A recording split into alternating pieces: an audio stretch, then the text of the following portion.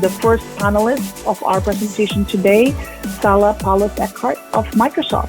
Salah, all yours. Thank you, Lisa. And thank you, William and Sarah, for joining me in this panel. I look forward to learning about your side of the industry on how you leverage digital twins.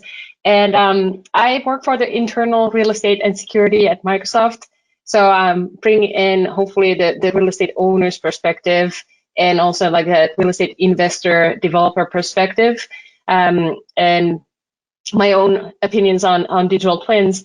And this is a image that I use just to kind of formulate in my own mind that how might we as a real estate owner start leveraging digital twin as a framework, because it's not a single tool that you can just go and buy off the shelf in the market and hope that it's the silver bullet for resolving all your problems with the built environment industry.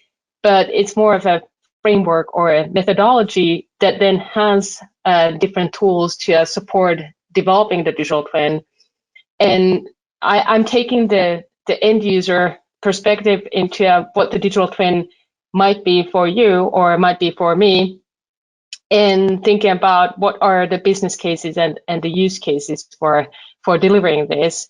And that way, when a real estate owner is commissioning digital twins and asking the architects and engineers to deliver the digital twin, that it's an educated commissioning, an educated ask, and not something that is just adding burden on the designers and engineers and the digital contractors as well, without the end in mind or the outcome that is then valuable for everyone.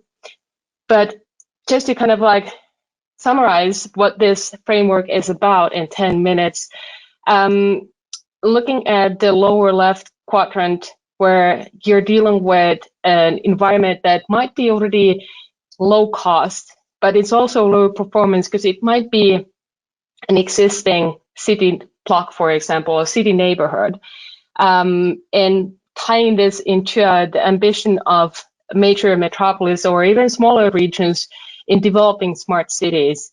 A digital twin could be an ideation infrastructure. There is an example from when I worked and lived in Finland that I was leading the Finnish team on EU-funded smart city program that was aiming at improving the energy efficiency of existing buildings in an existing neighborhood while developing the foundation for that neighborhood to be developed into a smart city neighborhood.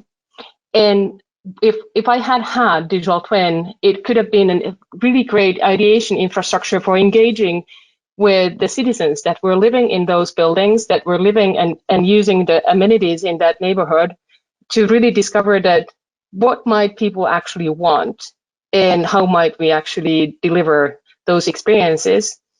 And that way have that quick testing and prototyping of ideas before then going forward with the designers and engineers. And that way take that avoiding of cost, avoiding unnecessary investment mindset into developing and improving what already exists. And digital twin, in my mind, could be a framework and a platform for really engaging with people that are not necessarily industry experts, but have a stake in the game. They might be the end users, they might be the decision makers that need to understand what is it that the architects and engineers are then designing and developing to improve. And once that ideation infrastructure is used, we can still continue using the digital twin framework for continuing the development. And if we move over to the right lower quadrant, the Invention Catalyst, this might be a regional project development that you might be dealing with a greenfield project somewhere that is very underdeveloped, might not have any infrastructure existing, or it might be a grayfield project, a brownfield project, or even a blackfield project, that you're dealing with something that is completely like low performance, no performance at all. It might be that it doesn't have any infrastructure existing. Hence, you're looking at very high cost of investment and long project lead time into developing something that you want to develop into that region. So it might be something that when thinking about smart cities again, that there's a lot of construction boom happening in certain regions in the United States or in certain regions globally. And the main driver is that there is a very vast urbanization happening in regions, and at the same time, people want to have affordable housing. Companies are looking for affordable office space. So there's a lot of regional development happening in regions that haven't been developed earlier. And that way, the digital twin could be the digital prototyping platform for inventing that how might we actually deliver something completely new that with traditional methods speaking is very high cost. It might cost billions of dollars to develop. So it's a big decision to make, but the region itself is very low performance, so you don't have existing infrastructure to support further development.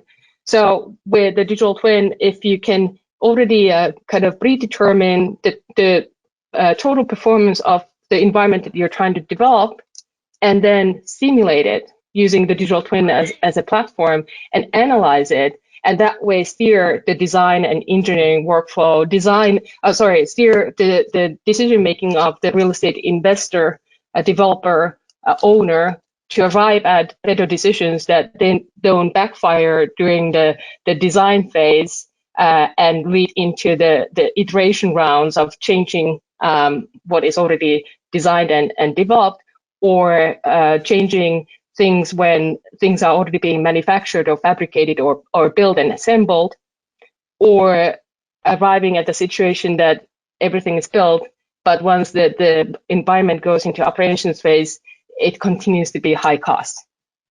So overall, digital twin could allow us to prevent those scenarios from happening and being more of a platform for collaborative project delivery and transparency of communication between the experts and those that are funding the project or the end users of the final project. Then if we move over to the upper right side quadrant, innovation platform, this is where you might be dealing with existing smart campus area like we have in Redmond, that we are redeveloping and refreshing our original campus region. The digital twin might be an innovation platform. So you already have a built environment that is very high performance because it's been maintained and it has end users and it's fully running. But overall, about those environments, operating those environments continue to rise. And it's when thinking about real estate operations and ownership and how much there's need for considering the renovation debt that continues to accumulate once the buildings are handed over and the operations phase start, there is a need for understanding that when is the optimal time for tenant improvements and when is the optimal time for retrofits and renovations. And those have a very large spectrum of investment. So if you're only dealing with new paint coats and renewing carpet, that's very low cost. But it only lasts about maybe 10, 20 years of the technical life cycle of the building. And after 10 years, you're already starting to look into some of the retrofits because things start to break down. And then when you reach the 30-year point, that's when you're looking at the first round of big renovations. So over the technical life cycle of the building or the life cycles of the building, you're looking at reinvesting the same amount of money into the renovations and retrofits as you did for the original greenfield project.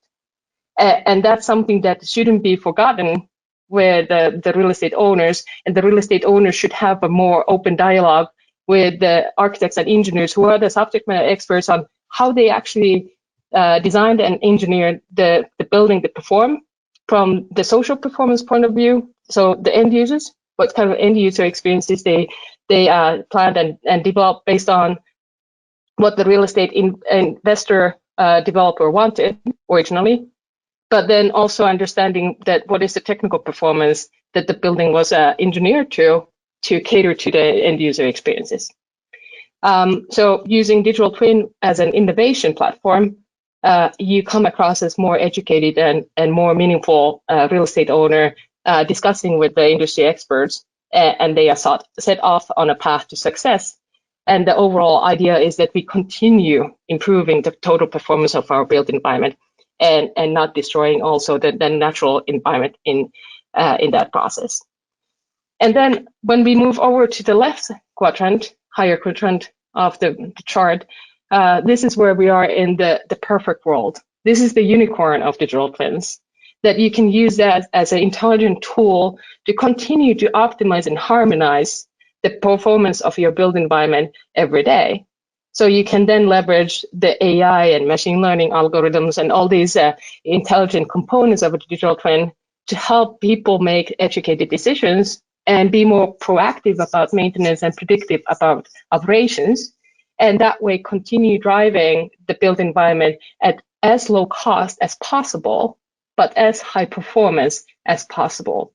And that's where the unicorn idea comes, that it's not usual that you can have very high performance at very low cost. It's usually high performance, high cost, or low performance, low cost. But with the digital twin, we are looking at the paradigm shift. Thank you. Annalisa, back to you. Thank you, Salah. I know we will have a lot of questions about how do they achieve that unicorn shortly, but I wanted to encourage everybody else, if you have any questions for Salah, for Bill, or for Sarah, feel free to go ahead and type your questions in the box and we can ask them shortly. So on that note, we heard from Microsoft property owners' perspective, and I wanted to pivot the conversation from that perspective to an architectural design perspective. And on that regard, we're going to go to Bill and over to Chicago, if I'm not mistaken. Yeah, that's correct. Weather is actually unseasonably fine. So it's a pleasure being here, and thank you, Salah, for teeing up my portion of the conversation. It's so germane and aligned with this notion of digital twin not just being a mechanism for efficiencies and operational management and those kinds of things, which are critically important for sure. From our perspective, though, there's this other element of design and utilizing the information in terms of past data sets, but as well as ongoing performance information to help shape whatever design happens to be on the table, aggregating those other sort of insights so that it continually informs new design. But at first I wanted to give a little bit of structure around what we mean around digital twin, right? Because the definitions are definitely a little bit sprawling, and they're often really unique to the industry that you're in. So this is a diagram that actually our parent company, Arcadis, has been working on for a couple of years, and I think it's really applicable to how we in the architecture arm really look at the digital twin and the meaning of what how all the information kind of comes together. So we kind of break it down into four different levels. The first being sort of digital ready, and the diagram sort of illustrates, because our parent company operates across these different business areas around infrastructure, environmental remediation, water, and buildings, which is the area, of course, where CalSonarToCal practices. So in that first area, when we look at digital twin ready, that sort of first, the lowest level of its maturity, it's often work that we've been doing before digital twin became a really emergent buzz term. And it really means about working on a design in a much more meaningful way than just sort of lines on a screen or a piece of paper. That everything has attribute, everything has meaning. That there's geometric information, whether it's digital or physical, aligned with all of its metadata and attributes about how big something is or what the materials are and those kinds of things. That's sort of its lowest level, and being able to prepare a model so that it can be connected with other sorts of data, and then real-time data capture and monitoring systems, through IoT. That's sort of the first step. A lot of the work that we do sort of exists in that realm. But as our own business evolves, and as the technology evolves and new opportunities arise, we move into these next levels that are not only available to us, but also as a lot of clients and regulatory bodies are now sort of leaning towards in terms of the direction of digital twin. The next thing about informational twin is where it's more about sort of the predictive modeling and performance analysis and those kinds of things, and where you introduce understood and known data set parameters about how much sunlight is coming in, how much heat is being lost, and those kinds of things, and then we can test that against our models. It doesn't reflect an actual real-time assessment or analysis of how the building or the asset is performing, but it at least gives you that first understanding of what we predict or how the design should perform. And as you go down in this case, up the hill in its maturity, we go to operational twin, where we are actually utilizing IoT. We're depending on the criteria that you're really designing around. What are the important metrics and data points? All those kinds of things get sort of connected not only to the digital asset as it's being designed, but they're integral pieces in the built asset, so that you create this constant feedback loop of understanding the performance and measuring it against the predicted. And finally, the sort of the crown jewel of it all, right? The future and ideal state is the connected twin, and which is more akin to the ideas of a smart world, smart cities, where you have multiple different operational twins all connected into an ecosystem where data is not only shared, but it continually informs and continually improves the performance of not only the built asset in and of itself, but how it's being used by people, by actually human beings. And so Anna, can you go to the next slide, please? So from our perspective, on a design, through the sort of design lens, there are both these aspects of this sort of the digital and the technology piece, as well as the understanding of the human experience and this idea of happiness and wellness. Human centricity is this thing that is a really kind of hot topic right now, and I think it is actually really closely aligned to this idea of digital twin, right? So that we have a number of assumptions around design, whether it's architectural design or product design or process design within a city, that there's a lot of intuition that drives that, a lot of information, legacy information that is maybe some is less quantifiable than other. Let me just say it that way. And but now we have an opportunity to really understand where our predictions actually meet with the actual performance. And so again, Arcadis and Calcin-Artikel look at digital twin, this process through an infinite loop, right? So it's a constant feedback loop where the understanding of what human experiences are, how we understand that information, how we capture it, how that informs design, and then how we simulate it, right, to drive that prediction. And then of course that gets fed back into the actual physical twin, or the physical aspect, where things are tested, right? So information and performance criteria then gets reported back. And at this point, all right, because of the level of maturity, that information is often informs the next design, right? But as we look towards the future about this idea of personalization, right, that's ubiquitous across all industries, the idea that modular construction or modular space or multiple use space can be informed and impacted by information being sent from the physical twin, to then offer quick solutions for renovation, change of process, whether it's a 6-month construction process or it's simply an alteration of space use as a result of modular components. These kinds of things creates the system of constant feedback loop where we're not just talking about performance as predicted through IES or Climate Studio or these kinds of softwares that are excellent in terms of predicting how a design should perform. But the true meaningful part, if we think about social impact, human well-being, human centricity, and sustainable impact, really is where kind of the rubber meets the road, right? What are the actual efficiencies that you get from building performance? How are people actually using a space?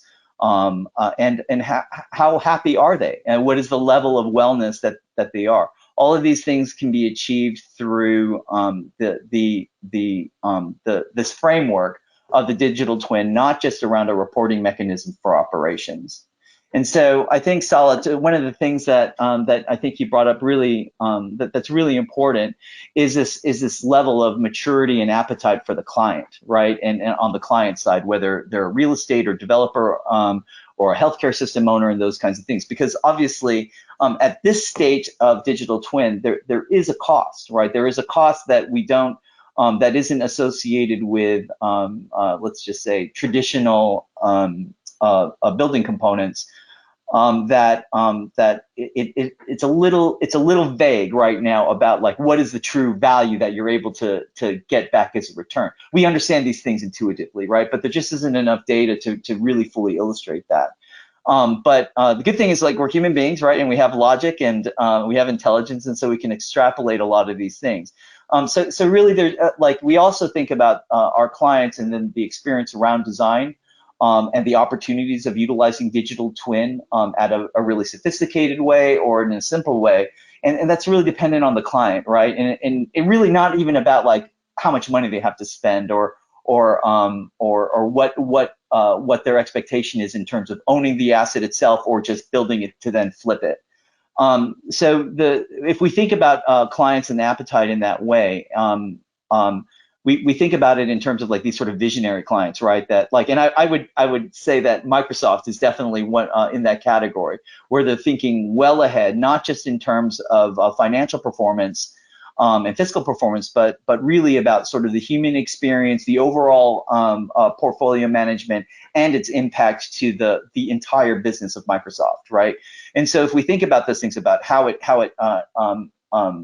improves creativity, how it improves well-being of employees, and thus fosters higher productivity and those kinds of things. All of that we know drive innovation, right? And which is one of I mean, that is the asset of Microsoft, right? Is its innovation.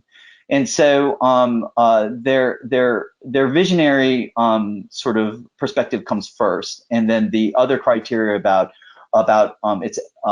its applied efficacy and the cost and those kinds of things sort of fit into that goal. Then the next set on the spectrum is more of sort of these pragmatists, right? That they understand the value, they understand its meaning societally, environmentally, all of these other things, but they're sort of bottom line thinkers, which isn't necessarily a negative thing, right? None of these are kind of bad or horrible categories. And the last one is this, what we consider more emergent thinkers, right? So they're just getting into it, and they're sort of understanding that they're hearing a lot of this talk. They understand the importance of data and those kinds of things, but they're not really sure how it impacts their business. And so I think that depending on the client and where they kind of sit on that spectrum, right, because it's not really a set of buckets, that's where the opportunities for design and design improvement through digital twin really exist. So it's not necessarily important that you have set out a strategy that every one of our clients has to do a digital twin and those kinds of things. It's more important to understand what part of digital twin and what part of that feedback loop is important and most valuable to the client. And the last thing I'd leave off with is that if we really think about digital twin, like most of the visualization around digital twin shows like this an entire complex building or a campus of buildings, and there's all this data being reported and donut graphs and charts and line graphs and all these things, and it's really intimidating, and it often leaves people to think that like I have to have everything figured out and everything has to be kitted up and monitored and all this, otherwise, it's not a real digital twin. And of course, that's simply not true. And like all things, right? There's the that's a goal, right? And indeed, but to understand whatever the problem is that we're trying to solve from a design perspective, the digital twin part is a microcosm of the larger asset, right? So maybe we only need to investigate and monitor a heat mapping of a corridor or a nursing station or something like that. Maybe we do need to understand the humidity or the heat gain or heat loss of a building. But being able to work with a firm or a designer around the aspects that are most important to you is a critical piece, especially around this level of maturity that we have around digital twin. So with that, I'll hand it back over to Sarah. Oh, actually, I'll hand it to you, Anna. Sorry. That's okay, but I actually wanted to bring in and loop in the conversation, obviously, from an owner. Again, you heard from Bill about their insight on the design perspective. And when we were talking about this initially, we wanted to bring in, who do we bring in to talk about the building performance, the engineering perspective of it? And Salah had volunteered Sarah to talk about that aspect, bringing in a perspective not just from an architectural, but also from an engineering perspective. So on that note, let me just switch it on to Sarah's slide shortly. Yeah, no worries. Well, my esteemed colleagues have teed me up very well. We've defined what digital twin is, where the ideal position is to be in the future, the unicorn status, if you will. And we've talked about the different levels to adoption, understanding that as with design, when it comes to anything digital, you kind of have to plan with the end in mind. There is no one answer. So a little bit of background on me. I'm the discipline leader of Buildings Digital Practice at Stantec. I've been in the industry for about 20 years, 4 of those with Stantec. I'm a gadget tinker, occasional gamer, avid reader, recovering musician, and serial hobbyist. So I'm delighted to be here. So what I'm going to talk about today is how the data can be leveraged. More often than not, like Bill and Salah have already aptly pointed out, it's confusing. It's confusing. Where do I even begin? I think most clients like us have a lot of data.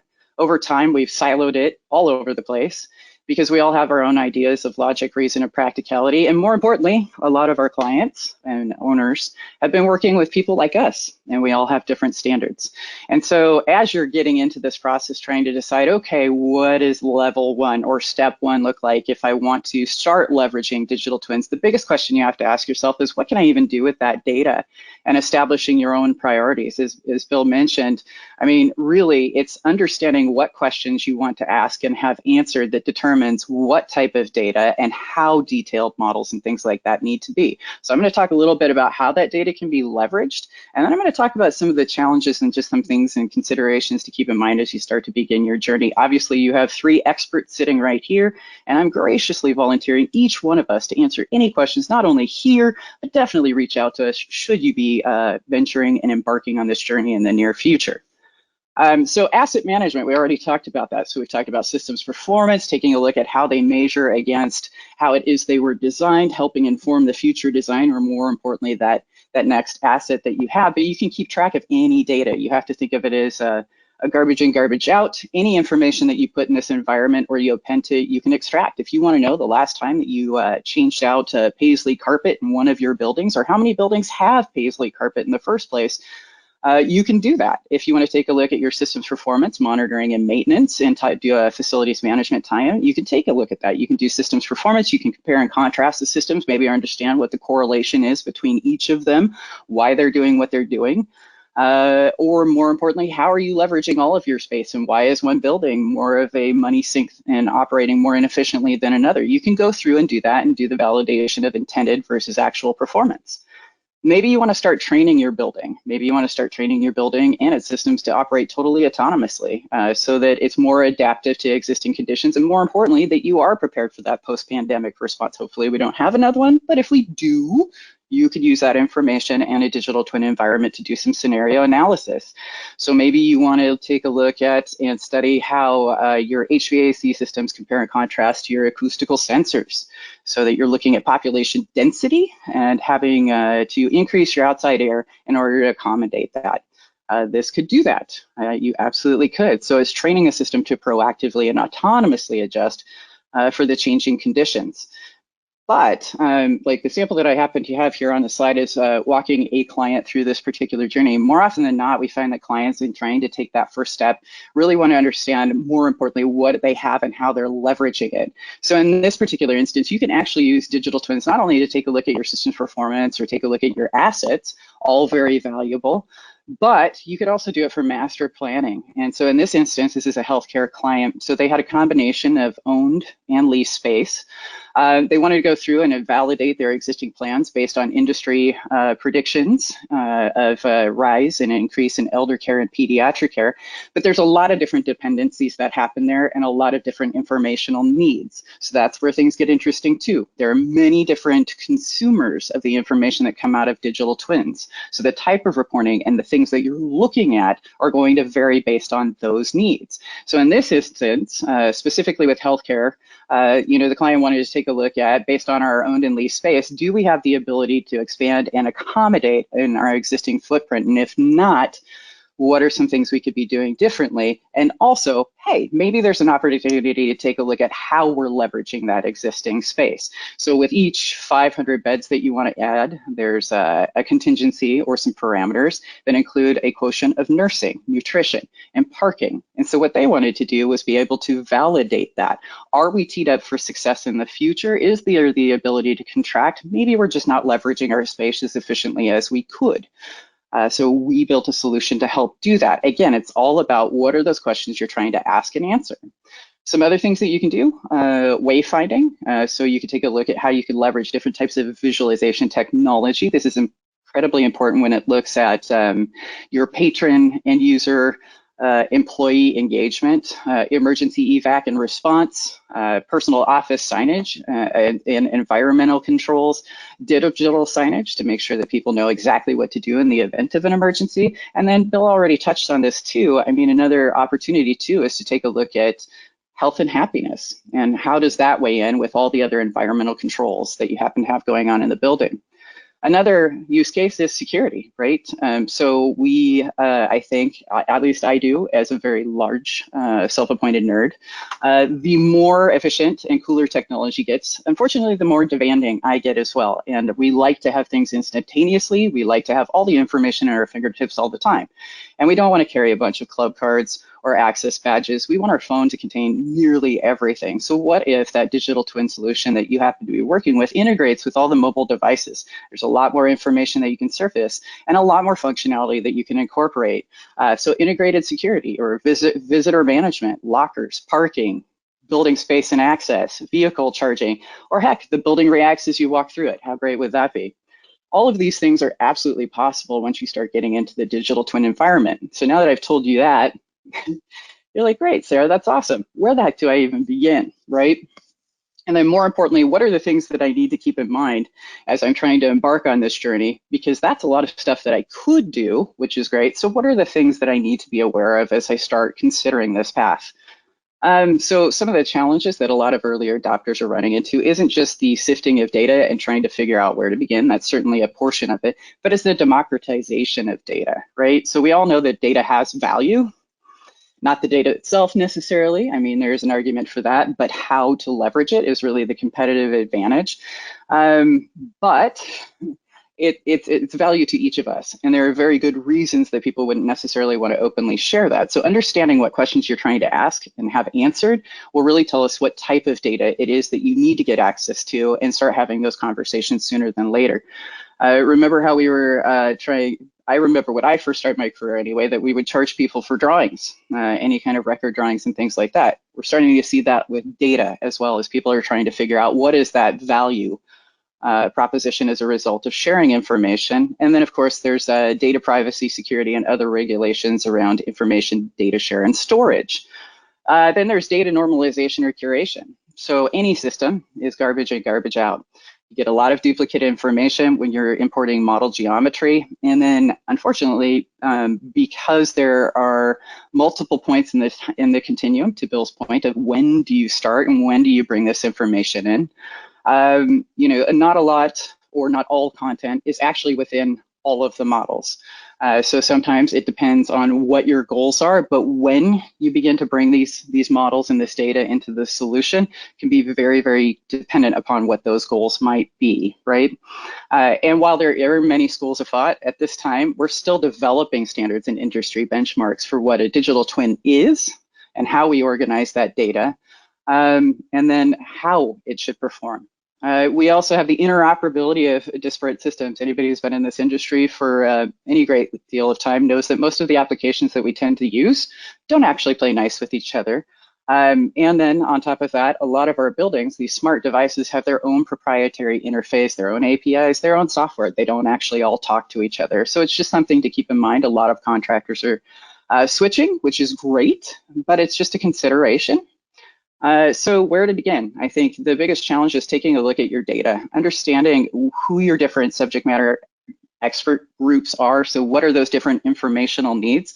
In the use case that I presented, we had not only the facilities management, security, but also the executive team and the board taking a look at this data. And so the different types of reporting that we would produce out of that would be different, and each one of them tailored to the individual's needs. And so I think the biggest, most daunting task is understanding what is a digital twin, what can I do with it, and then out of all of this data, what do I really need to care about? And it is very, very overwhelming. But there are people who can help guide you through the process, and I just graciously volunteered a couple of them. And so when you're deciding when to begin, what to include, and more importantly, who should be part of that conversation based on what your goals are, you need to understand that you can only extract and leverage what you include. So you can append data. It doesn't always necessarily have to be embedded in the model, but it's more about defining what it is that your specific needs are as short and long-term goals. And then, like I said, not only do you have interoperability, but a lot of the applications, and then frankly, the way that the industry process works, you don't necessarily include all of your information, specifically with systems, in your actual design models. There are quite a few reasons for this. So figuring out that dovetail and that handshake early on as you're beginning to start planning new projects, legacy projects, or facilities, there's a way to handle that. But as you're beginning to kick off new projects, having that conversation as you're going through the design process with experts so that they can tell you to what degree to model, when to model it. A lot of the LOD MEA documents out there try and cover this, not necessarily from a digital twin perspective, but when do I need to start storing sensors in my model so that if I want to interact with model geometry and have that data connection as well, that it's actually contained within. And then the last question I usually get is, when do I start? Well, now's good. The reality is that we've been waiting a long time for this technology to catch up to us, with the understanding that we had to reach a level, what was it, 3 or 4, Bill, on the step chart. So where you're looking at truly connected buildings, so you have that virtual model connected live with the data. But the reality is you have to start somewhere. So maybe you don't tackle your entire campus or your entire real estate portfolio from the beginning. Maybe you start small. Maybe you leave the existing buildings as they are for now, but take that next project as the opportunity to start digging in. You got to start somewhere, and the technology is here. We're no longer waiting. At this point, if you don't jump in with both feet, you will get left behind, and you're missing out on the opportunity to leverage all of that information to help drive your business forward. And that is what I have. So I'll hand it back to Anna, and hopefully you guys, we have got the gray cells greased and running, and you're ready to ambush us with some questions. There are a lot of questions that are coming in to each individual one of you. And I just wanted to kind of like remind everybody that today's webinar is actually an hour and a half long. So we did expect that we're going to be getting a lot of questions from you. So just keep them coming, and just type them in the questions box. And again, this question is, I guess, to either Bill or Sarah. Somebody was asking, what is this digital twin basically affect, and how does it help with carbon footprint? How does digital twin help with sustainability? Well, I can address that from maybe from a design perspective.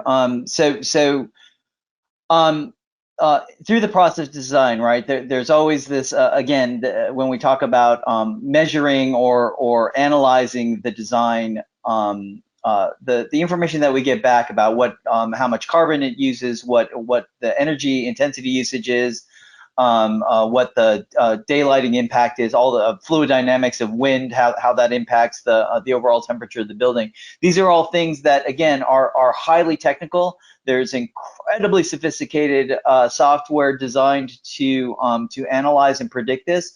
But at the end of the day, it's a model, right? All models are just models, right? And so that's why the sort of the proposition of digital twin is so important, is that it is a true marriage, right, of the predicted versus the actual in terms of its performance.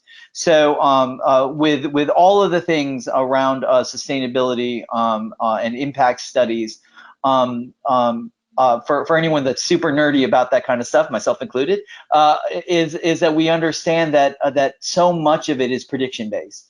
Right, so much of it is based around understanding these numbers. Where digital twin becomes really critical is now we have this sort of measurement in place everywhere across the world, across many different dimensions, where sustainability can actually get measured. The things about design with the carbon offsets and those kinds of things will remain maybe largely intellectually in terms of those things, but in terms of the actual performance, energy draw, energy savings, self-sustaining energy loops and cycles, water systems, all those kinds of things. This is exactly where digital twins are necessary to carry out these sustainable recommendations, and then ultimately to affect policy. Sarah, I'll pass over to you if you have anything else to add. You killed it. Don't think I can say it any better. I mean, you're going through and validating what we already predicted. And then I think what gets really interesting is once we have enough data, like you talked about before, Bill, it's really impacting that next design, because a lot of it's theory. Now it's that validation, and then taking that and being able to look at things like generative design and AI, and having the computer or the system go through and make a lot of those recommendations for future design. I think that it'll get a lot more interesting, because you've got form versus function, and hopefully we end up with a good marriage between the two. But that will enable what I think is the more exciting part, which is where you get to the optioneering. And we just don't have a large enough data set for that at this time, right? So I think the future as we know it in the next 5 years is going to be very, very exciting indeed.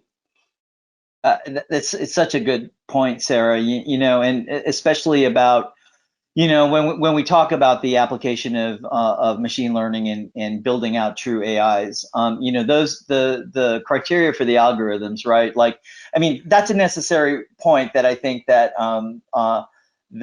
we should definitely let everyone on the call know, is that the data part of all this is actually pretty complicated, right? And so I don't want to I don't want anyone to leave the webinar thinking it's like, great, got it. All we got to do is just do these ABC and now we got digital twin. Now what, right? It's like all of the examples that Sarah gave, these excellent examples, are driven by a lot of data. And that it's structured in a way that's usable and ubiquitous, and you really are meaning to gain insight, maybe like across sectors or across practice areas or building typologies. Climate regions, right? Yeah, exactly. Economic, like if the economy, local economies become a component. These are all things that just require a great deal of discipline, right? And that's the thing I think of. If you're gonna have hiccups initially going into this realm, that's going to be the first one for sure. Is the not only the reliability of the data itself, as Sarah's mentioned, garbage in, garbage out, but having a structured framework and discipline for the data that you use, right, in order to get those kinds of insights. Because only through that can you then apply machine learning and then develop algorithms that can that get us to that generative design perspective. And finally, that idea that all of our previous designs and built assets, right, not just the idea of them, can then inform future design and actual construction from an informed perspective, right? And I always have to plug this in, because there's always this terror, the sense of terror that algorithms and AI are going to replace human beings and those kinds of things, and maybe. And well, okay, I would say inevitably, right? Like in a science fiction world, but the reality is, like all of these are tools, right? And the tools are meant to drive insight, and also remember, right? Algorithms are written by human beings, at least at the moment, right? So.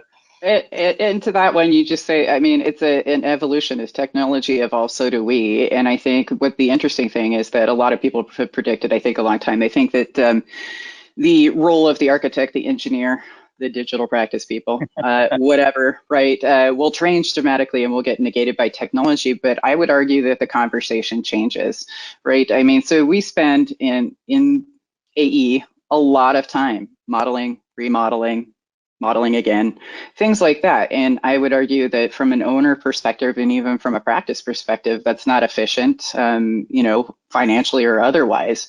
And so what this does, and I think with the machine learning, AI, generative design, any of these things, it's just the reality is that the conversation changes. Our role adapts slightly, and we better leverage these tools, new and emergent or existing, whatever, depending on where we happen to be at that point in time, to better supplement so that the conversation changes. So we're really at this point where we're adding more value, not doing some of these non-value added activities. And I know I just downplayed that as a technologist. Design is extremely important. We need options to be able to pick the best one. I'm just suggesting that maybe the computer can do it faster. So no, we'll all still exist. It's just that the nature of our roles and what an architect is and what an engineer is might be very different in 10 years. So, and then from a business perspective, we can handle a higher capacity of work without compromising quality and certainly more efficiently. So that passes on the savings to the client, and they should be pumped about that. Totally agree, Sarah. And there is a natural sort of segmentation between, sort of existing value, from traditional services and those kinds of things, and new value, right? Yeah. And that's what I always think about technology, right? Is technology surfaces and exposes the new value, right? And so as you say, right, like as services sort of evolve and shift a little bit, there's this whole new bucket of new value, right, for engineers and architects, right? So I totally agree. I think the fear mongering about the demise of our professions are a little premature, right? I think so. And I like the fact that you hit onto the data portion. I mean, like one of the examples that I like to give people is just like, okay, who the heck doesn't have a camera roll at this point? Everybody has them. They're not organized. We take hundreds of pictures of things that absolutely don't matter, and we are totally going to get back to it at some point and clean that bad boy out, but we never have time to do it.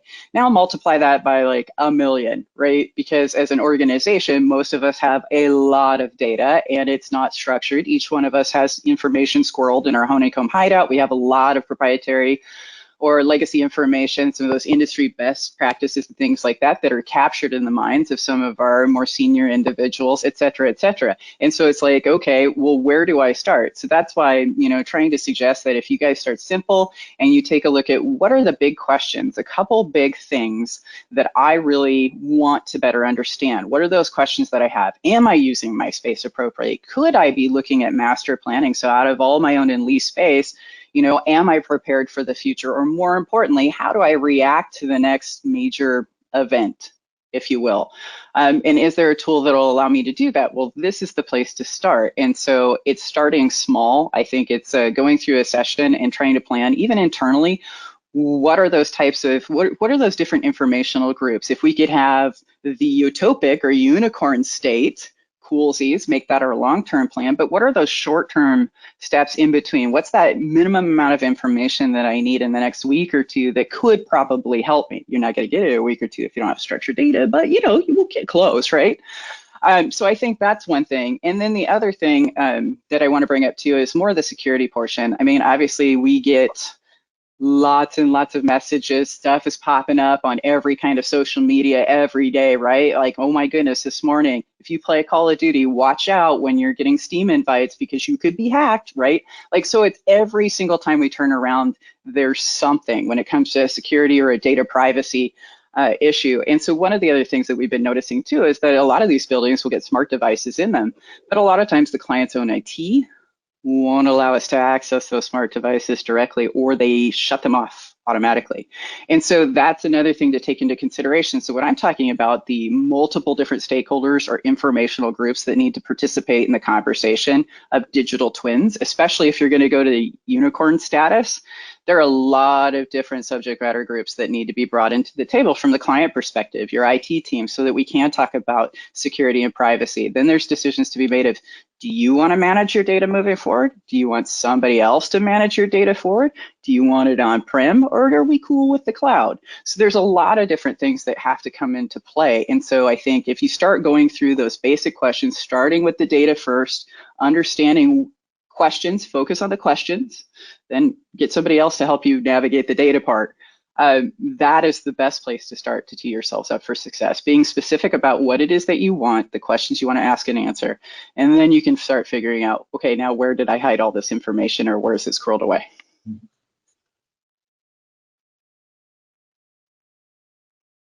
What do we got next, Anna? More questions? Yes, we do. Sorry.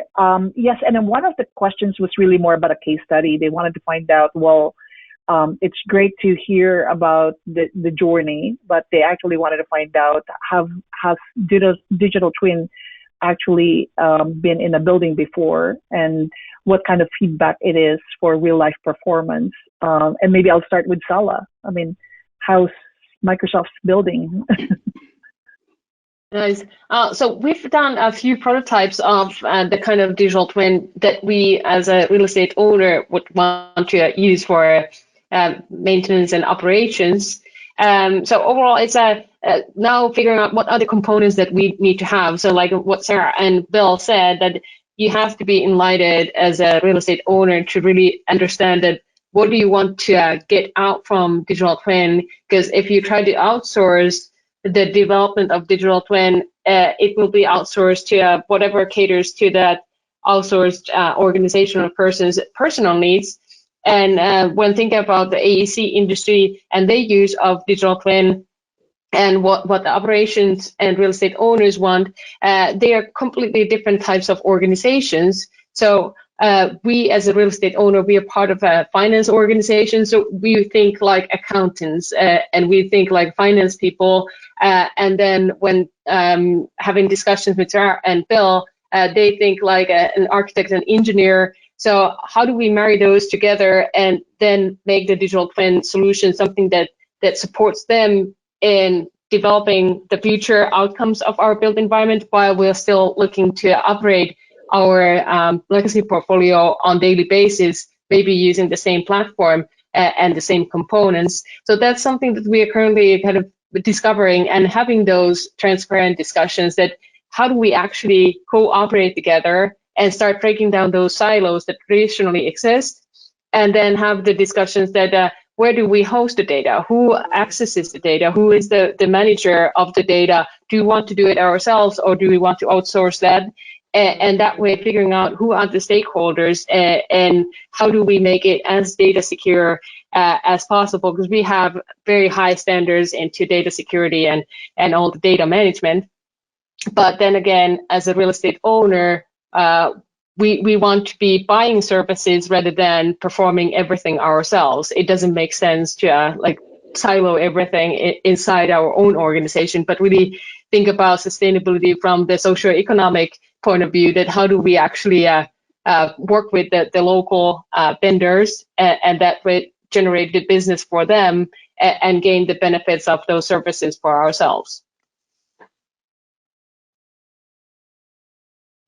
I would add to that from our perspective, as I sort of mentioned earlier on, there is a lot of hype around digital twin, and there's a lot of good applications of them currently, particularly around O&M, right, and FM.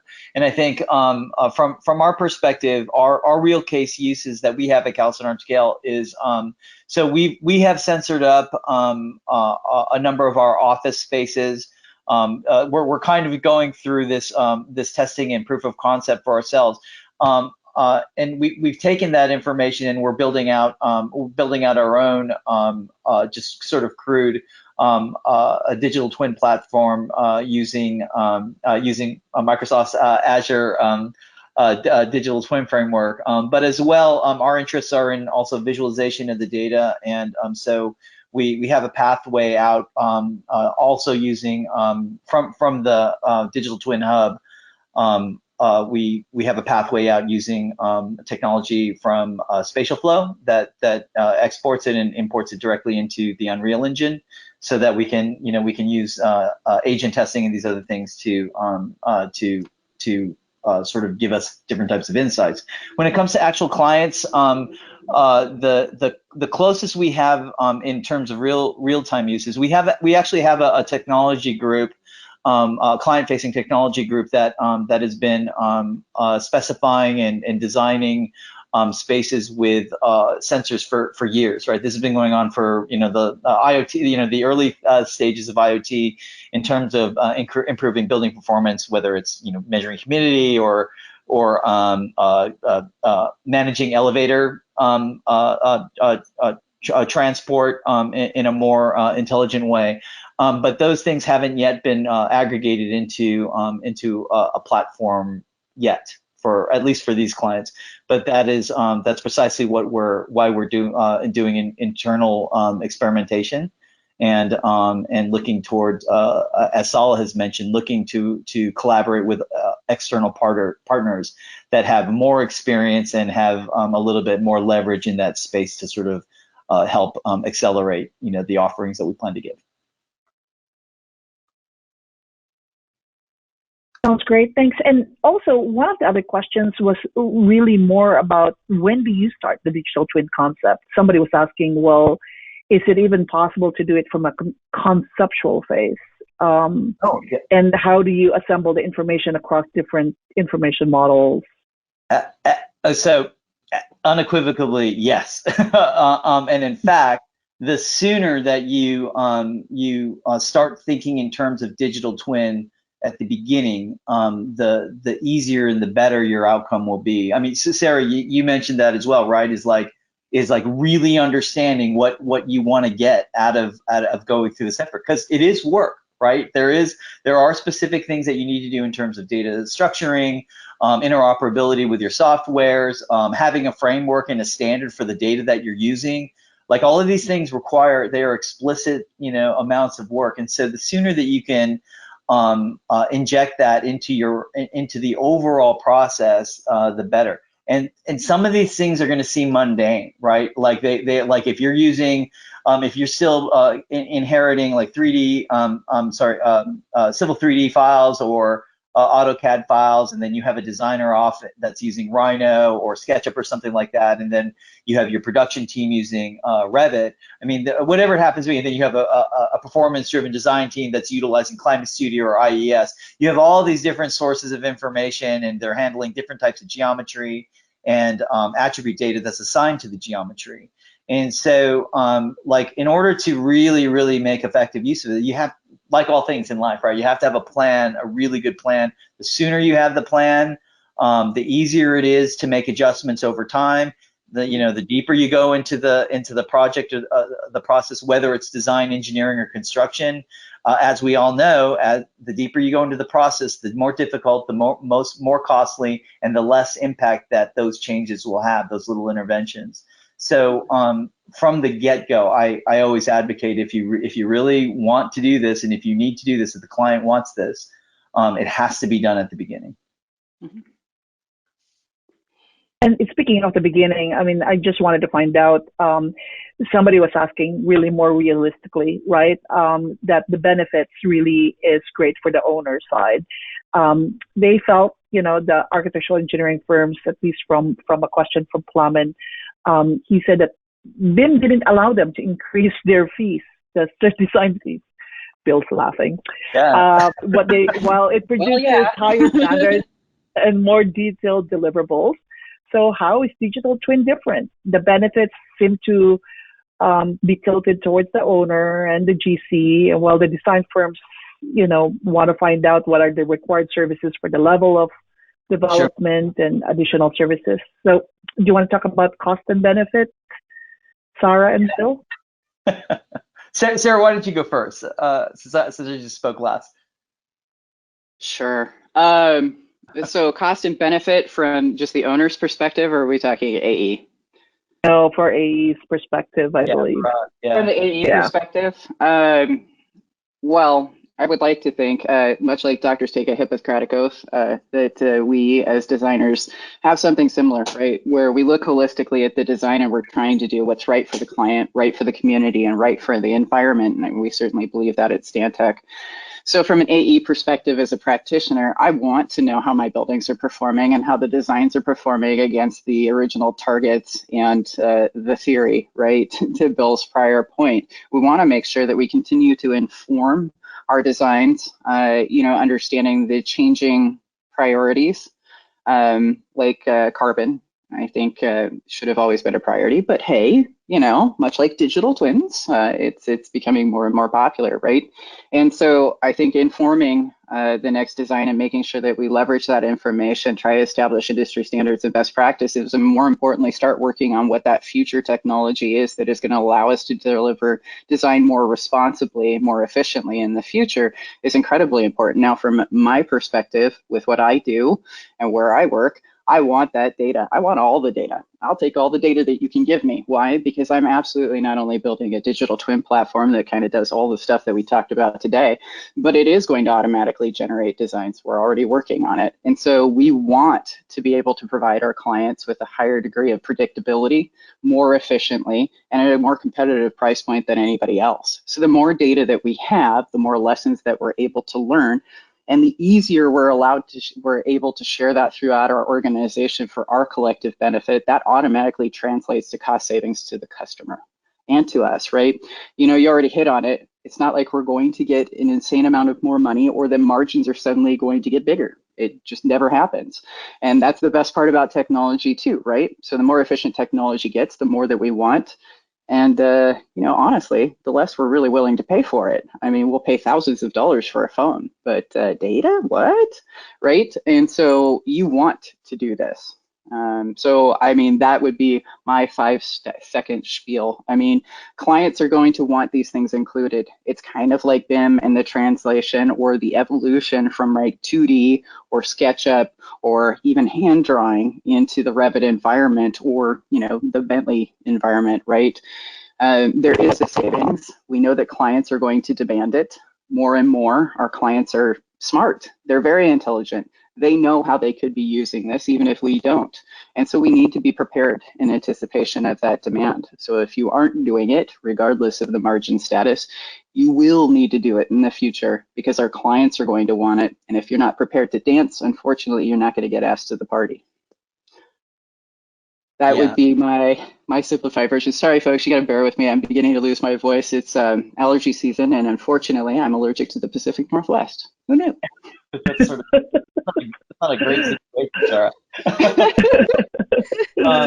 Bill, did you have something to add? Yeah, I agree 100% with what Sarah is mentioning, and it is indeed challenging, right? And so, but I think there's a couple of things, right, that like we need to kind of keep in mind, and one of them is that the idea that architects as a profession and engineers were going to be able to leverage the intelligence built into BIM as a way to earn more fee was sort of, there was, for everyone that was involved in those conversations, back in like 2005-ish, that time frame. I mean, there was a lot of ideal kind of pie in the sky about, this is how we're going to get more influence back and all these other things. But I mean, there's a reality, right? That as an end result of the fragmentation of the services we provide, and the way that some of that in terms of the responsibility and the risk, right, and the fee has been given away to other people. Those are really difficult things to get back, no matter what. And I think that if we look at BIM and if we look at digital twin as a way to sort of claw back some of the things that we've already lost, I don't think we're ever going to be successful at that, right? I think that the promise of not just digital twin and BIM and all new emerging technologies that are going to greatly impact our industry is the new value that gets created, right? And the new value propositions, right? Like one of the things that, as we say, like we're competing on fee all the time, right? And we're not always really good at focusing on the value or articulating the value, particularly the lifetime value, right, of an asset. We tend to like characterize our services around what we understand as our traditional deliverables. And therefore, if we look at digital twin and the value and the efficacy of digital twin as sort of this newly created value that you could capture, it's always going to be diminished, right? It's always going to be sort of in this small sort of bubble of what we think our roles are, right?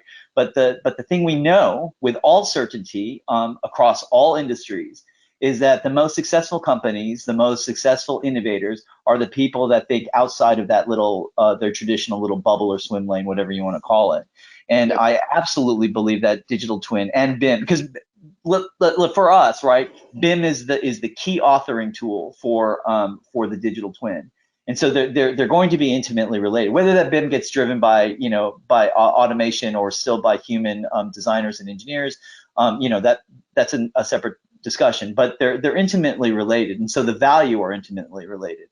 And so as we talk, about like what we're doing and what benefits that this has for the clients, and how we're trying to persuade them that those kinds of things are valuable, as an industry, we need to illustrate what that value is and quantify that, right? And then have different discussions, right, about what our services are, right? So, there's an example of work that we've done for clients where we've used our modeling and digital twin and performance analyses to understand, view the optimal configuration of towers to get the best view of a certain landmark, right, which drives up leasing prices and rental prices for those properties.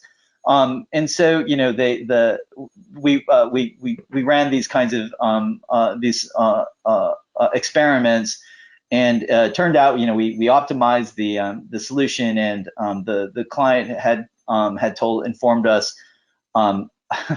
I'm not going to mention the number. It was a shockingly high number of how much more they're going to be getting for their rentals, and those are the kinds of things, right? Like as we go forward from a design engineering services, like if we're bringing that kind of value, our value isn't just predicated on delivering drawings or a model, right? Yeah. That holds the data. It's about the outcome from that, and I think that from an industry. That's the way we need to be looking at things, and the only way we're going to get there, right, is through this the more sophisticated perspective on data and its application to digital twin. So thank you for, very much. Not only did we talk about like the needs to evolve and into digital twin, but one of the other questions by Nicholas here is like, what is the financial cost of investing? For an AE firm, they're interested in how they can leverage this, and how do they get the leadership to be, who's cost conscious, to be aware of the benefits from an AE perspective? Ooh, yeah. So I think Bill already touched on this from the client perspective. There isn't a flat answer, and the reason for that is like if you're like Bill or I, and you're looking at leveraging Microsoft's digital twin array, the different functions and features that are available within Azure, it actually has to do with more of what you're connecting, how often you're connecting, and pure volume, and then the different type of services that you're offering, right? So thankfully, there's calculators already available, and this is not a shameless plug for Microsoft. I am not getting paid, and Salah is lovely, but has no bearing on my comments next. So they actually have this all really well defined, and I think Microsoft was very intelligent in getting ahead of the curve and trying to plan and develop the documentation to make it as intuitive as humanly possible. So a lot of the information about, hey, what is in this Azure suite of services? How could I leverage them? What specifically is Microsoft set up from a digital twin perspective? The documentation is there, and there's even a calculator to figure out what your total capacities might be. So if you're looking at like a building, maybe you only want to deal with 2 floors because that's the floors that the client happens to occupy. You're taking a look at it and make up some square footage, because honestly, it's pennies after a certain point. for the number of devices that you have and how many times you read from them, because you may or may not do it live 100% of the time. Maybe the client's needs aren't that. You only need to pull from each of these sensors like 2 to 4 times a day, right? So it's a penny or a micro penny, I think, for the transactional stuff. I'd have to look at it again. But I mean, so let's just say 2 floors, you've got maybe 2 years of historical data and you want to do a live connect. Roughly, if I had to do some bad math in my head, I don't know, about $1,000 a month for operational costs, and that's not actually buying the tenant itself, right? Because you got to plan for the total capacity that you're looking at, and then how you structure that might be different. If you're doing it for yourself, cool, you can plan on having a tenant, but if you have multiple clients, you're probably going to want multiple tenants. I think the bigger investment isn't actually the technology involved. A lot of that you can dial in, right? It's just capacities is what you're looking at, and transactions. I think the bigger challenge is finding the people, right? I think technology is easy, but I think finding the right expertise to help you embark on this journey, like, what are those questions? What are those things that you know? What do you not know, right? And then more importantly, getting the right people in there. It's like, to Bill's point and some of the stuff that Salah and I have discussed prior, it's the data, right? So the digital twin, I mean, it's a 3D model. It's cool. It's got information in it. For people like me, I've been more interested in the information behind it than the geometry itself for a very long time, right? And so it's sifting through the data, it's establishing a taxonomy, it's structuring it so that you can leverage it and setting that foundation for the future. And that takes a different specialty, right, than we're typically used to handling in purely AE. So you're talking data analysts, you're talking data scientists. If you want to get into the really interesting machine learning AI stuff, which is definitely where I'm really interested, so give me the data so I can do more of that, because that's the fun stuff for me. That's the stuff that keeps me up at night and gets me super excited. You know, then you needed to bring in a specialist for that. And so it's more about, what type of digital twin work do you want to target? What is the vast bulk of your clients looking for? For us, honestly, it's a lot more of the analytics and the master planning, and then taking a look at the efficient use of space. So throughput from a logistics or, you know, a tech side of things. That's where we see the conversation really starting. It's okay, let's get our feet wet. Let's figure out what this digital twinny thing is. We've got the models. Maybe it doesn't have everything in it. Let's start answering some of those more immediate questions, I think. And certainly the pandemic and post-pandemic response and getting back to a new normal is really driving that. And so I think it's finding the human capital, setting very specific goals if you're an AE firm, about what type of services you want to offer, and then building that talent pool to help you build that plan, right? I think all the technologies out there, it's finding the talent to help you establish what that plan, that journey, and the other players. So that was not an answer about cost, but you know, sorry, I need more data. From a technologist perspective, I need more data. I like your answer, Sarah, and I want to chime in on this, that it's not necessarily the cost of, like, what is your CapEx cost today that you're putting into something, but what is the cost of not doing it? That what is going to be 5 years or 10 years from now when you don't necessarily even exist anymore because you didn't take action. These processes, they take a long time to resolve, and all the discussions, it's not something that happens in 1 quarter of a fiscal year. It takes longer. It's that infinite loop journey that Bill had in his presentation earlier today, that I would be worried about the cost of not taking action today. I could not agree more with you, Salah and Sarah. I just firmly agree with all that. I would say that particularly to Sarah's point about the experience, right, and the expertise that within your firm. You know, different organizations, different sizes have different ability to bring on different types of expertise. But I think then, to dovetail with what Salah is saying, there is an impending cost of not diversifying your capabilities in these areas as a practice. It doesn't mean you need to bring on full-time data scientists that are PhDs from MIT and those kinds of things, or comp sci people out of Stanford or Berkeley. But you need to have some semblance of that if you're going to be moving forward, and that's not just dependent on digital twin. right?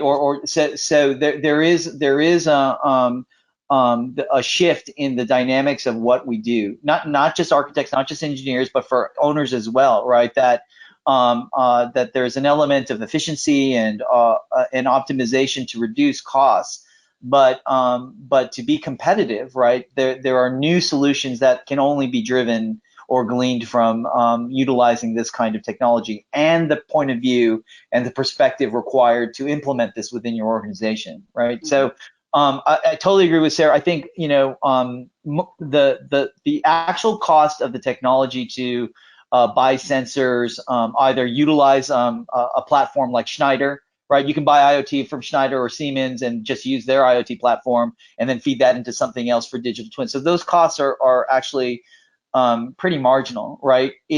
But it's like getting the cost of people that really know and understand what it takes to do these things. That's the more significant opportunity cost. At least that's been our experience. Mm-hmm. Well, and I mean, to Salah's point, I mean, Bill, you just said you're developing a solution. Mine's been in progress for a while, so that's two major competitors that will be releasing something TBD, which means that's the forefront. So yeah, I agree with Salah. I mean, there are far more opportunity costs as a result of waiting or not adopting. And I think the important thing too is if you're a smaller firm, you don't necessarily have to do the digital twin delivery yourself. I mean, there's always, even Stantec, Gelson, it doesn't matter. I mean, we always take a look at each project trying to do what's right for the client. And so it's make, buy, or partner every single time. And so maybe some combination of that is really what's right for you or what's right for the client, right? Yeah. And then there's us. I graciously volunteered us to answer your questions in the near future. And then I think I also volunteered us for a follow-up session, just seeing how the questions that were raised here and really doing more of a deep dive, which is going to get into the stuff that I really like, that really gets me excited super early in the morning. So I think there's a lot more resources out there to help you guys navigate what that process looks like. And then from the owner perspective too, understanding what it is that you can be asking for.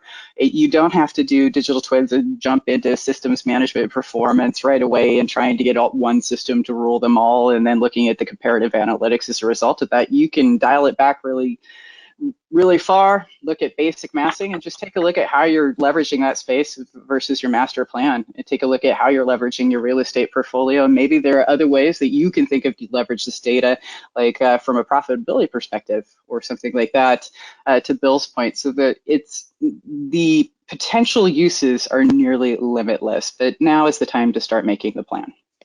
Yeah. And which is actually, Sarah, is that you don't have to go all in right now immediately, but as long as you and leadership are having a formulation period, to conceptualize the strategy of what you want to do, just having those conversations, that's good. This is the time to do it. Yeah, what's right for Stantec might not be right for you, right? It all depends on what the mass client base is looking at. So who are those owners and those clients? Who are the most savvy? Who do you anticipate is going to have that need? And even start having a fact-finding conversation with them. Sometimes, honestly, owners don't know what they want. They heard that there's this BIM thing or this digital twin, and they're pretty sure they need to have it, but maybe they don't know why. And you're going to meet other clients who know exactly what they want because they probably sat on this call or one of the other ones that Salah's been on, and they've been learning a lot. They know how they could leverage that data, and they have definite ideas, but that will help you plan for the future. That sounds great. Which is also the other follow-up question regarding the cost, right? So somebody was asking, is the size of the project correlating with the cost, which really isn't. It sounds like it's really more about setting up the infrastructure and the staff and more so, it's more of how they want to leverage it, right? So it's the technology itself is capacities. I think where it gets really, really interesting is a lot of clients are like us, right? And so we don't necessarily trust everybody with our data. Why would we do that? It's our competitive advantage, right? And so maybe your client doesn't want to leverage a cloud solution, right? There are a lot of people who don't, and so they want to keep all the data on-prem. Then what do? Are you going to help them build that solution so that they can then control it themselves? Then there's a lot of training, education, and maintenance support that might go into that. And that's why it's so hard to cost It literally has to do with what the client's end game and objective is. And I mean, the good news is that that's a really good opportunity because you can absolutely right size it to meet what the client's needs. It's a tough one because there is no one answer. So we have clients that want things in the cloud. We have clients that want things on-prem.